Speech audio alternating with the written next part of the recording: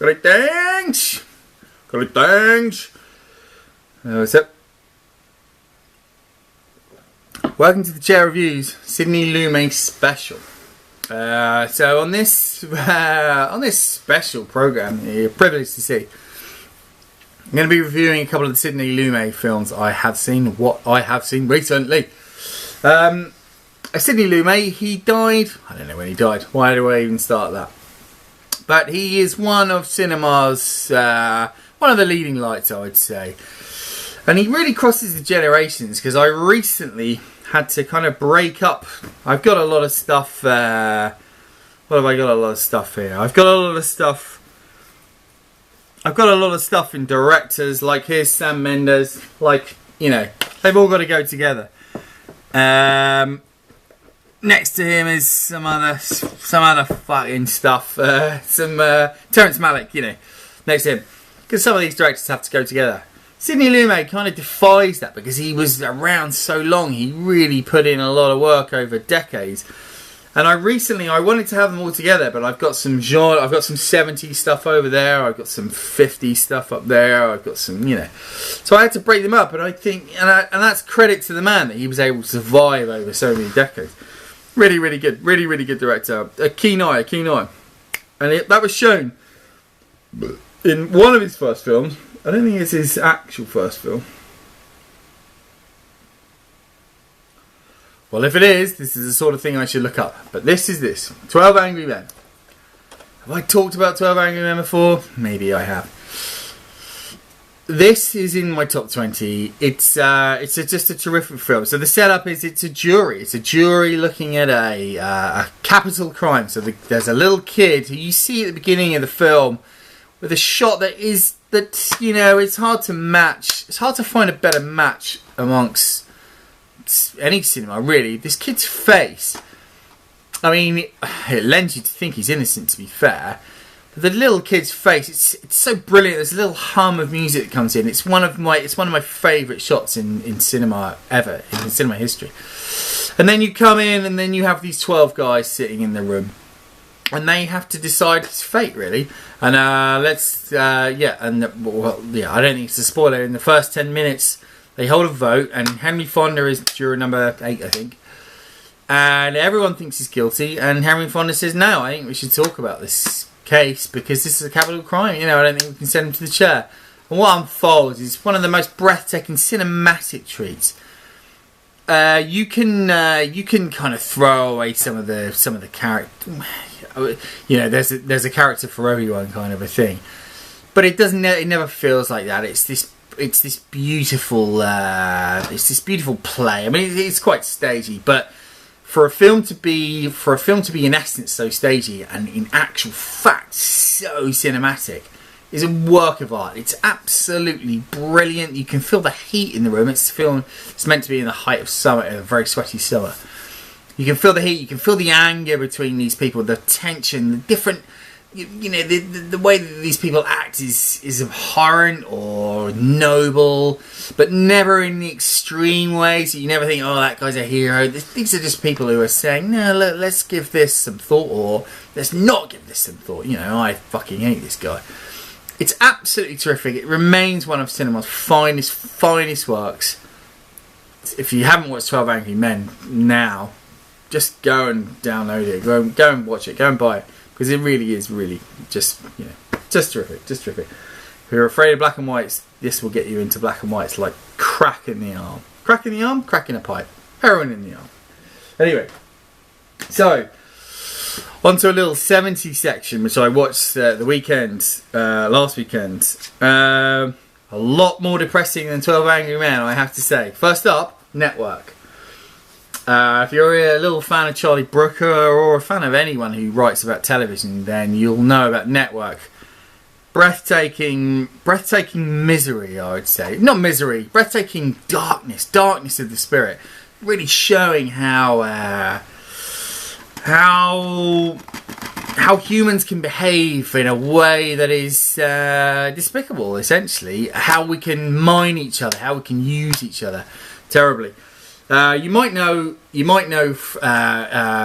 Peter Finch got the posthumous Oscar for his portrayal of a newsman who was having a breakdown. Basically, he got fired. He gets fired at the beginning of the film. Sorry, I'm a bit thirsty. That wine is good. He gets fired at the beginning of the film, and so then he just goes on television and says, I'm going to kill myself. I'm going to kill myself on live television. And the ratings go up, obviously. And then he becomes this character, I'm as mad as hell, and I'm not going to take it anymore. Just inciting people into like a near revolution. Of course, the revolution doesn't happen. People just watch television more, which is just, well, that's only a 0.1 of the ironies in this film. That's just a disgusting analysis of the decrepit television nature and the ratings game and how we'll do anything to fuck each other over for a good program. It's prescient. There's a little scene in there where they talk about the prescience of shows and stuff, which is a lovely scene. I should say it starts. Peter Finch got the Oscar. William Holden is their main kind of guy. He's kind of main. He doesn't dominate. Faye Dunaway's terrific, absolutely terrific as a real hard-nosed bitch of a TV personality. She's amazing. I think she's one of the finest actresses that was ever around. That and in Bonnie and Clyde and stuff. You know, she was really good. Less so Supergirl, obviously, but yeah. But she's really terrific. Can't think of my thread. But it's a real good film. It's not one to watch to lift you up, I must say that, because it shows human nature. Yeah, you know, we're not all like that, but it shows human nature as kind of not as low as it can go, but kind of in a metallic, awful way that feels like if you're a person of joy, it feels like as low as you can go, honestly. But it's a terrific film. Very dark, very dark. Here's one, Dog Day Afternoon, which he made not long afterwards. No, actually, before. What an idiot. 76, 75. This he made before. God damn it. And this is also about TV to an extent. Dog Day Afternoon. And the reason I would mention this is not as good as Network, I don't think.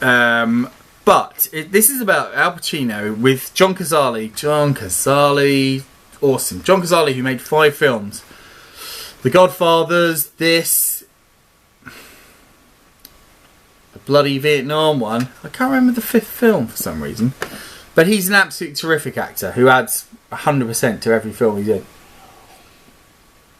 It's a real shame he died early. But he's re-teamed in this with Al Pacino. Now, if you've only seen Al Pacino in fucking annoying stuff, well, where he's annoying, he's often good. But he's sometimes bloody annoying, isn't he?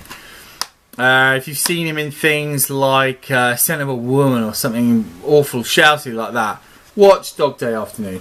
This is about two guys who rob a bank, and it turns into this TV event. It's brilliantly 70s. 70s is one of my favourite periods of cinema. It's the great period of American cinema, although I would argue that I think we're heading into one now to an extent. Or are on our way into one, having already experienced some of it. But anyway, yeah. But yeah, they go to rob a bank, and it's just a classic, brilliant, lovely shot example. There's the TV thing comes in. It's very sinister. It's very sinister as it goes along. But the reason to watch it, the reason I really should highlight it, is because it is Al Pacino's finest performance of all time. This is where he is the best. He's absolutely brilliant. His eyes going mad. He's trying to control the situation. He can't do it.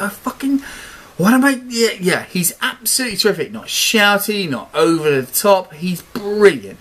It is his finest performance. There's nothing better than that he's done.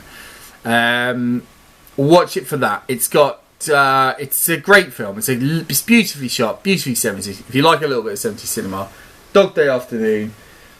It's just terrific. I'll do one more little quickly because I put one up here next to my wine. Next to my wine is Before the Devil Knows You're Dead. This is a film he did in the 90s. I think before he died. I think he's dead, Sidney Lumet. I'm sorry that I don't know the answer. But this is a film he did in the 90s. And this is but it's a 70s film in the 90s, really. It's bloody... There's not a good character in this film. They're all awful. Philip Seymour Hoffman, a genius. Ethan Hawke doing well in this film. Marissa Tomei, who's just absolutely gorgeous and terrific in this film.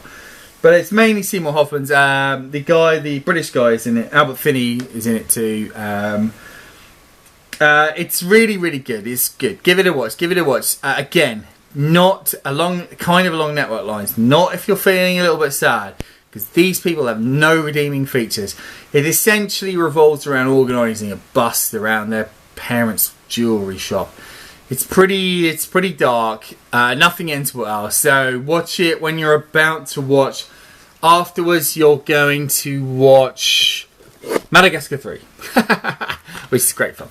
So have an antidote ready, but it's good. Sidney Lumet, what a legend! What a beautiful eye for a shot he had. Fair play. Watch some Sidney Lumet films. Watch the ones that I said.